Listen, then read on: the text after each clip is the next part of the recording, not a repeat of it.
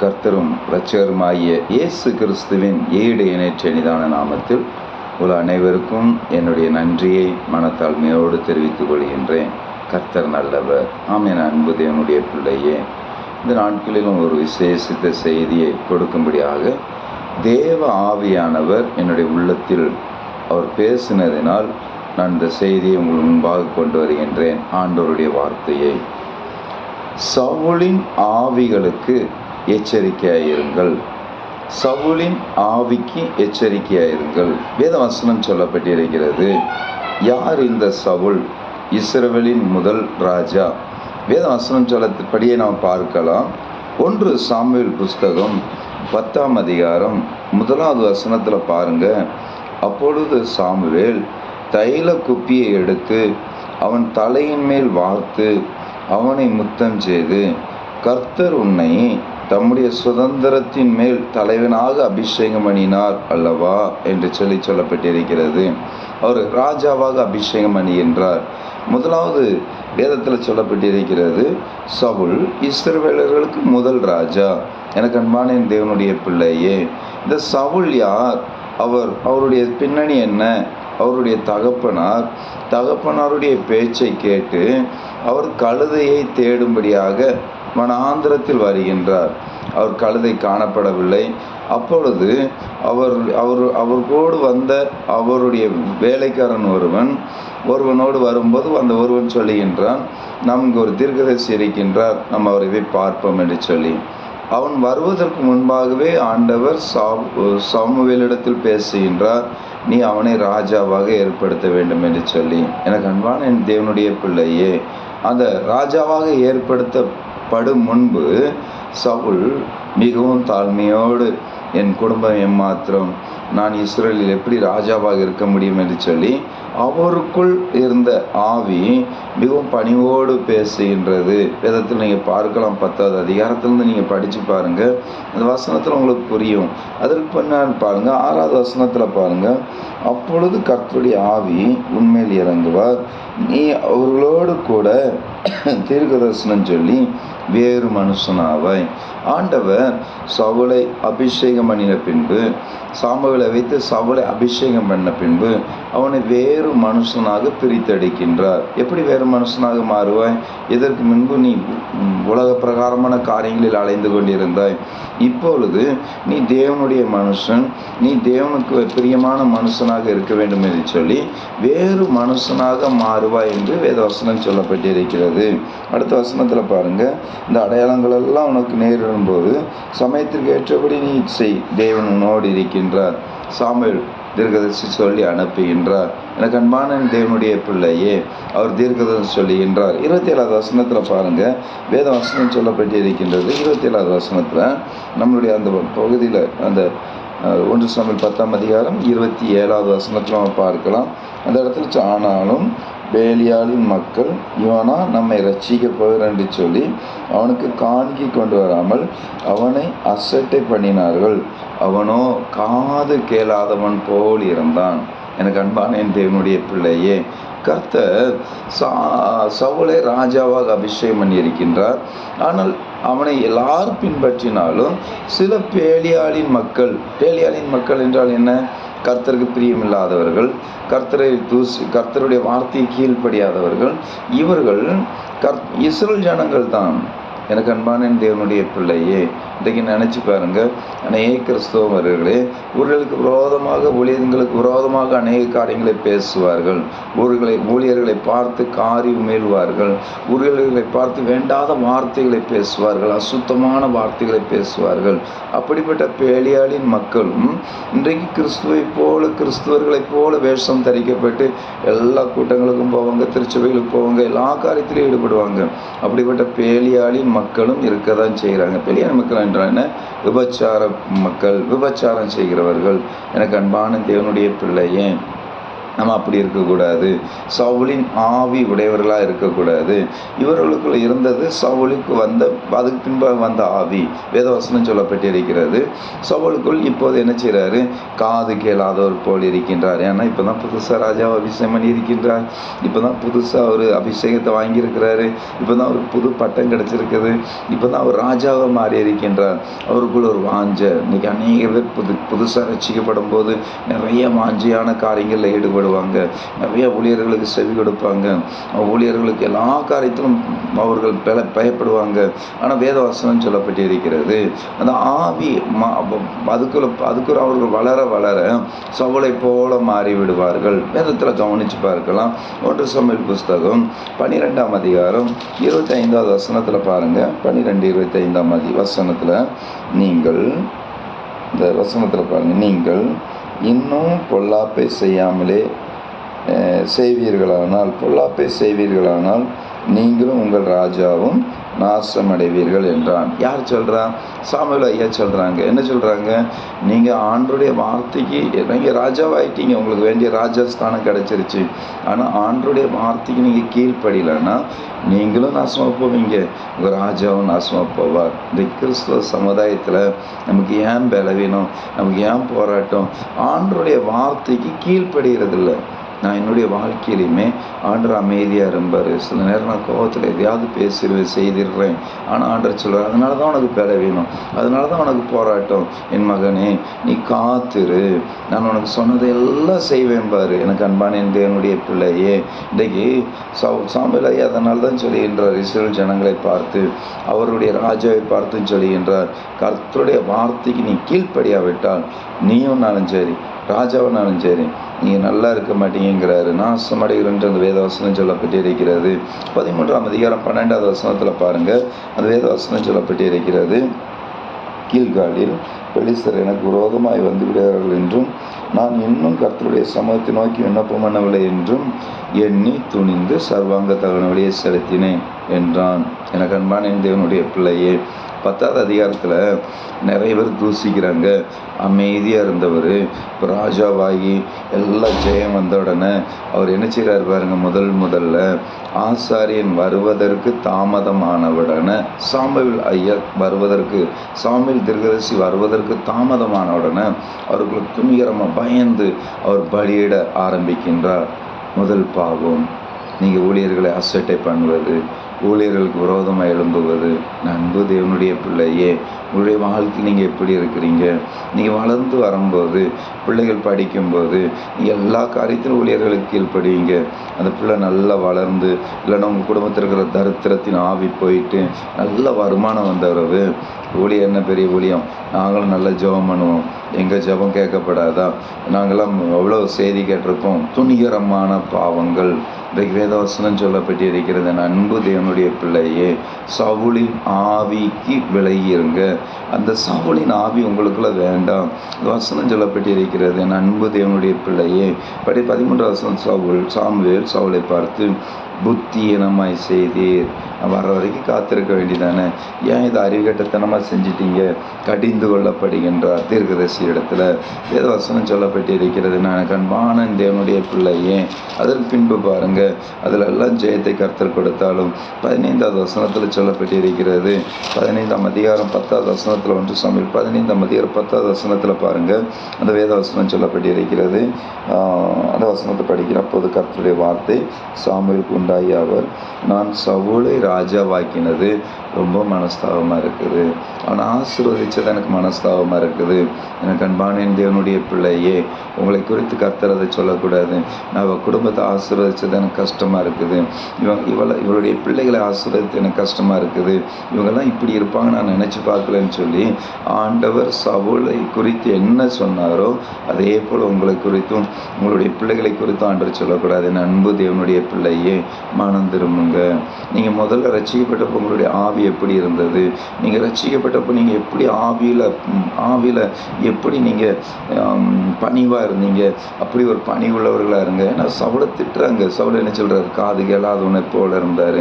இன்றைக்கி நிறைய பேர் என்னை திட்டுவாங்க, எனக்கு காதே கேட்காது. சில பேர் என்னை தூசிப்பாங்க, எனக்கு காது கேட்காது. சில பேர் என்னை துப்புவாங்க. நிறைய பேர் துப்பிட்டு போகிறாங்க, நீங்களாம் ஒரு மனுஷனவங்களாம் ஒரு ஊழியக்காரன்னு சொல்லி.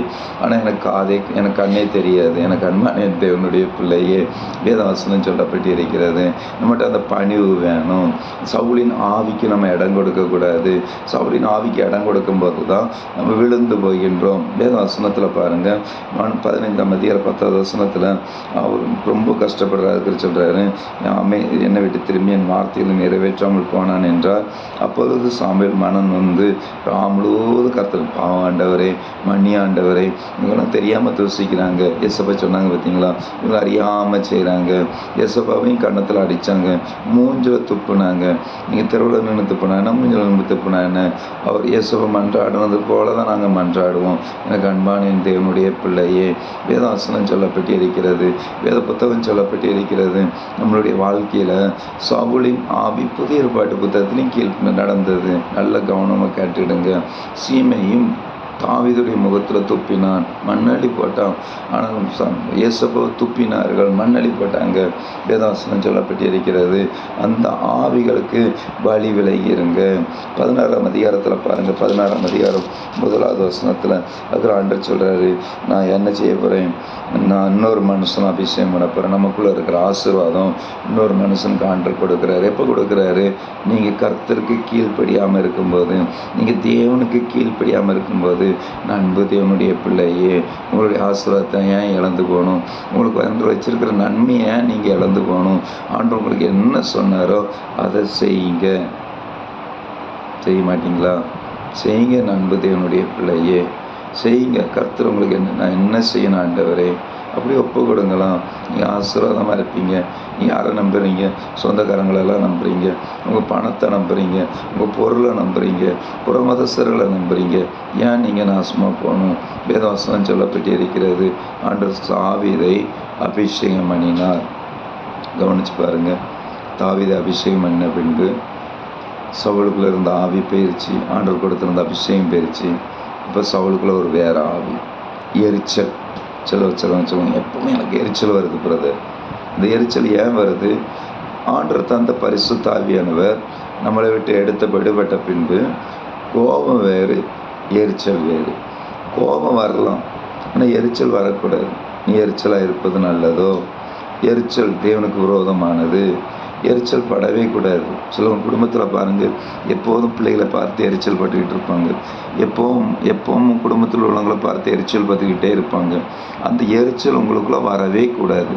எனக்கு அன்பான என் தேவனுடைய பிள்ளையே, இப்போ சவுலுக்குள்ளே என்ன ஆவி வந்திருக்குது? எரிச்சல் வந்திருக்குது. அவன் எப்போ பார்த்தாலும் இருந்த எரிச்சல் ஆவி வந்த உடனே தாவீதை கொல்லும்படி, அவனுடைய பிள்ளையை கொல்லும்படி அவன் மனது ஏவ ஆரம்பிக்கிறது. நல்லா கவனித்து பாருங்கள். பிள்ளையை நேசித்தான், தாவீதை நேசித்தான். ஆனால் அவனுக்குள்ள எரிச்சல் வந்த பிறகு அவனை குறித்து பேசின வார்த்தைகள் எல்லாம் எரிச்சலாகவே வருது. எனக்கு அன்பான என் தேவனுடைய ஜனமே, எனக்கு அன்பான என் தேவனுடைய பிள்ளையே, உங்களுக்குள்ள அந்த ஆவி வரக்கூடாது. கர்த்தரால் அனுப்பப்படுகிறது. அதுக்கு பிறகு நமக்கு பரிசுத்தாவினர் எடுபட்டு போயிட்டாருன்னா கர்த்தரால் சில எரிச்சலின் ஆவிகள் வரும். பிள்ளைகளை பார்த்தா எரிச்சல் வரும், கணவனை பார்த்தா எரிச்சல் வரும், ஊழியர்களை பார்த்தா எரிச்சல் வரும். வேதவசனம் சொல்லப்பட்டு இருக்கிறது. நீங்கள் அந்த எரிச்சலின் ஆவிகளுக்கு இடம் கொடுக்காதீங்க. எனக்கு அன்பான தேவனுடைய ஜனமே, எனக்கு சில பேருடைய நிந்தையான வார்த்தைகள், சில பேருடைய நிந்தையான பேச்சுகள் எல்லாம் கேட்டு தான் இந்த பலவீனம் வந்தது. ஆண்டவர் சொன்னார், அதெல்லாம் எடுத்து போட்டுக்கிட்டான், உன் சரீரத்தை நான் புதுப்பிப்பேன். ஆண்டவர் புதுப்பித்திருக்கின்றார். ஒரு தேவதூதன் வந்து என்னை பலப்படுத்தி விட்டு கடந்து சென்றான். என் அன்பு தேவனுடைய ஜனமே, உங்களுக்கு என்ன சொல்கிறேன்னா, நீங்கள் அந்த எரிச்சலின் ஆவிகளுக்கு வழி விலகி இருங்க. வேதத்தில் கவனித்து பாருங்கள். அந்த எரிச்சல் 18ஆம் அதிகாரம் 7வது வசனத்தில் பாருங்கள். 18ஆம் அதிகாரம் 7வது வசனம். அந்த ஸ்திரீகள் ஆடு பாடுகையில் சவுல் கொன்றது 1000, தாவீது கொன்றது 10000 என்று முறையாக பாடினார்கள். சவுலுக்கு உடனே எரிச்சல், திரும்ப எரிச்சல். அவனை இப்படி பாடுறாங்க, எப்படி எனக்கு வர வேண்டிய மகிமையில் அவனுக்கு போயிடுச்சு. எரிச்சல். நம்ம நல்லா இருக்கிறத பார்த்து சில பேருக்கு எரிச்சல் வரும். நீங்கள் அப்படி எரிச்சல் உள்ளவர்களாக ஜீவிக்காதீங்க. எனக்கு அன்பான தேவனுடைய பிள்ளையே, ஒரு எரிச்சல் தணிந்து போகட்டும். நீங்கள் சாத்தானுக்கு இடம் கொடுக்காதீங்க. எனக்கு அன்பான தேவனுடைய ஜனமே, சாத்தானின் கிரியைகளுக்கு இடம் கொடுக்காதீங்க. அதே 8வது வசனத்தில் பாருங்கள், அந்த வார்த்தை சவுலுக்கு விசனமாக இருந்தது. அவன் மிகுந்த எரிச்சலம் அடைந்து தாவீதுக்கு 10,000 எனக்கு 1000 என்று சொல்லி அவன் எரிச்சல், மிகுந்த எரிச்சல். எனக்கு அன்பான தேவனுடைய ஜனமே, மிகுந்த எரிச்சலுக்கும் இடம் கொடுக்காதீங்க. சிலவங்க ஆண் பிள்ளைக்கும் பெண் பிள்ளைக்கும் உள்ள காரியங்களை பார்த்து எரிச்சல் அடைவாங்க. பொட்டப்பில் இப்படி இருக்கிறா, ஆண் பிள்ளை இப்படி இருக்கிறான்னு. நான் ஆண் பிள்ளை தானே மிகவும் நேசித்தேன். எனக்கு தெரிந்த சில சகோதரிகள் உண்டு, அவங்க ஆண் பிள்ளைக்கு நிறைய முக்கியத்துவம் கொடுப்பாங்க. பார்த்தீங்கன்னா பெண் பிள்ளைகள் ஆசீர்வாதமாக இருப்பாங்க, ஆண் பிள்ளைகளோ ஒன்றுக்கும் உதவாதவர்களாக ஜீவிப்பாங்க. ஏன்? இந்த எரிச்சலின் மித்தமாக. நீ அப்படி இருந்தால் மனம் திரும்ப. என் அன்பு சகோதரனே சகோதரியே, சில பேர் மனம் திரும்ப மாட்டீங்க, எனக்கு தெரியும். ஏன்னா சவுலின் ஆவி உங்களுக்குள்ளே இருக்குது, சவுலின் கிரியைகள் உங்களுக்குள்ளே இருக்குது. வேதத்தில் கவனித்து பாருங்கள். அந்த வேத வசனம் சொல்லப்பட்டிருக்கு 29ஆம் அதிகாரம் 18ஆம் அதிகாரம் 29வது வசனத்தில் பாருங்கள். வசனம் ஆகியால் சவுல் இன்னும் அதிகமாய் தாவீதுக்கு பயந்து தான் உயிரோடு இருக்க நாளெல்லாம் தாவீதுக்கு சத்ருவாகவே இருந்தான். சில பேர் நமக்கு அவங்க உயிரோடு இருக்கிற வரைக்கும் சத்ருவாகவே இருப்பாங்க. ஏன்? நம்ம நல்லது தான் பண்ணியிருக்கோம். அவங்களுக்குள்ள இருக்கிற எரிச்சலின் ஆவி அவங்கள நம்மளை சத்ருவாகவே மாற்றிடும். நம்ம அவங்களால சில பேர்கிட்ட எல்லாத்தையும் சொல்லுவேன், என்னை மன்னிச்சு விடுங்க. இந்த வீடியோ மூலமாகவும் சொல்லுகின்றேன், நான் உங்களுக்கு ஏதாவது துரோகம் பண்ணியிருந்தால், இல்லை நான் உங்களுக்கு ஏதாவது விரோதமாக காரியங்களை செய்திருந்தால் என்னை தயவு கூர்ந்து மன்னிங்க. ஆனால் எரிச்சலாக இருக்காதீங்க. உயிரோடு இருக்கிற நாள் வரைக்கும் எரிச்சல் தாவீது மேலே. நான் ஒரு சகோதரி வயசான ஒரு அம்மா அவட போயிட்டு என்னை மன்னிச்சிடுங்க, என்கிட்ட எது தவறு தான் மன்னிச்சிடுங்கிறேன். எரிச்சலோடு கடந்து சென்றாங்க. ஆண்டவர் சொன்னார், அவள் சாகுற வரைக்கும் அவளுக்கு இருக்கிற ஆவி போகாதுடா. இன்றைக்கி நிறைய பேருக்கு அந்த எரிச்சலின் ஆவி. கோயிலுக்கு போவாங்க, பைபிள் தூக்கிட்டு போவாங்க, முன்னாடி உட்காந்து ஜெபம் பண்ணுவாங்க, எல்லாம் வார்த்தையை கேட்பாங்க. அந்த எரிச்சல் உள்ளே இருந்துக்கிட்டே இருக்கும். கோபம் வேறு, எரிச்சல் வேறு. நல்லா கவனிச்சிடுங்க. எரிச்சல் இருந்துக்கிட்டே இருக்கும். அப்போ அந்த தாவீதுக்குள்ளே இருந்த தாவீதுக்குள்ளே பாருங்கள், எரிச்சல் இருக்காது, கோபம் இருக்கும். ஆனால் தாவீதுக்குள்ளே விட நீங்கள் சவுலுக்குள்ளே இருந்த எரிச்சல், அவன் சாகுற வரைக்கும் தாவீது மேலே எரிச்சல். இன்றைக்கி நிறைய பேரை நான் நினச்சி பார்ப்பேன், சாகுற வரைக்கும் நம்மளோட எரிச்சலோடு தான் சாக போகிறாங்களா ஆண்டவர் என்று சொல்லி வேதவசனம் சொல்லப்பட்டு இருக்கிறது. அன்பு தேவனுடைய பிள்ளையே, உன்னுடைய வழிகள் கர்த்தருக்கு பிரியமாக இருந்தால் உன் சத்துருக்களும் உன்னோடு சமாதானமாகுவாங்க. நீ ஏன் எரிச்சலோடு சாகணும்? என் அன்பு தேவனுடைய பிள்ளையே, உன் பிள்ளைக்கு ஏன் ஆசீர்வாதத்தை இழந்து போகணும்? பாருங்கள், யோனத்தானுக்கு கிடைக்க வேண்டிய ராஜ்ய பாரம் தாவீதுக்கு போயிருச்சு. பிள்ளை கிடைக்க வேண்டிய ஆசீர்வாதம். உங்கள் எரிச்சல்னால உங்கள் பிள்ளைகளுடைய வாழ்க்கை பாதிக்கப்படக்கூடாது இல்லைம்மா? உங்கள் பையனுடைய வாழ்க்கை, உங்கள் பொட்ட பிள்ளைகளுடைய வாழ்க்கை, உங்கள் வாழ்க்கை பாதிக்கப்படக்கூடாது இல்லைம்மா? யோசிச்சு பாரு என் அன்பு சகோதரியே. கடைசியில் கவனிச்சு பாரு, இந்த வசனம் சொல்லப்பட்டு இருக்கிறது 31ஆம் அதிகாரம் 3வது வசனத்தில் பாருங்கள். 31ஆம் அதிகாரம் கடைசி வசனத்துக்கு, கடைசி அதிகாரத்துக்கு சாமுவேல் கடைசி அதிகாரத்தில் சாமுவேல் 31ஆம் அதிகாரம் 3வது வசனம். சவுலுக்கு விரோதமாக யுத்தம் பலத்தது, வில்வீரர் அவனை கண்டு நெருக்கினார்கள். அப்பொழுது சவுல் வில்வீரர் நிமித்தம் இப்போ காயப்பட்டுட்டார். சவுல் காயப்பட்டுட்டார். தேவனுடைய முதலாவது ராஜ்ய பார்த்திருந்த மனுஷன். நல்லா கவனித்து பாருங்கள். அதே 12வது அதே 31ஆம் அதிகாரத்தில் 5வது வசனத்தை படிப்போம். 5வது வசனம். சவுல் செத்து போனதையும் அவன் ஆயுதரை கண்டபோது அவனும் பட்டயத்தில் விழுந்து அவனோடு கூட செத்து போனான். என்னான் அன்பான தேவனுடைய பிள்ளையே, அவனும் செத்து போயிட்டான்.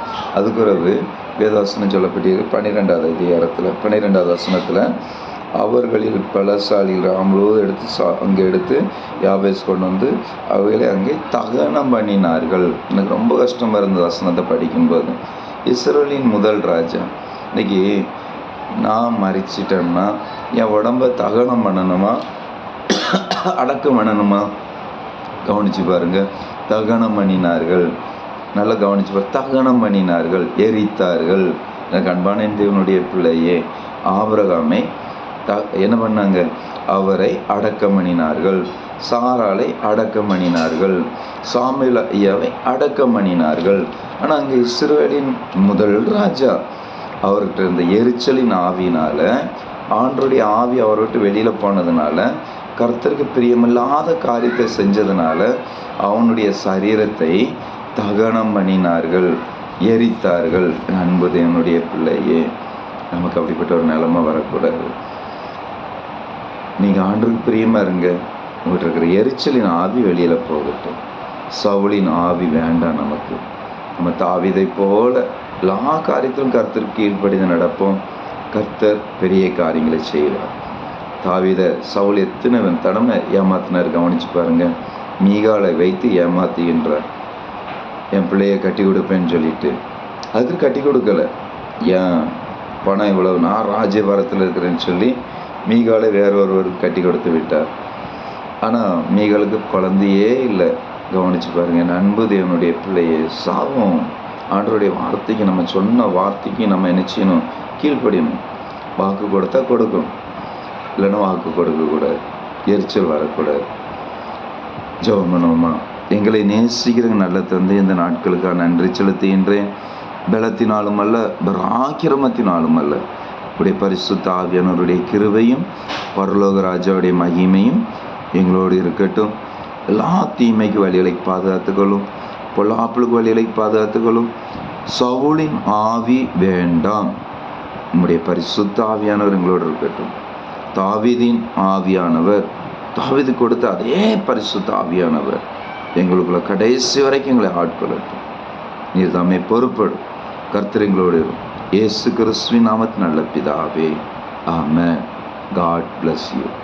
சவுலின் ஆவிகளுக்கு விலகிருங்க, எரிச்சலின் ஆவிகளுக்கு விலகிருங்க. எனக்காக ஜெபிங்க, என்னுடைய சரீரங்களுக்காக, ஆவி ஆத்மாக்காக ஜெபிங்க, என்னை வேதனைப்படுத்துகிறவர்களுக்காக ஜெபிங்க. கர்த்தர் எனக்காக யுத்தம் பண்ணுவார். தொடர்ந்து தாங்குங்க. God plus.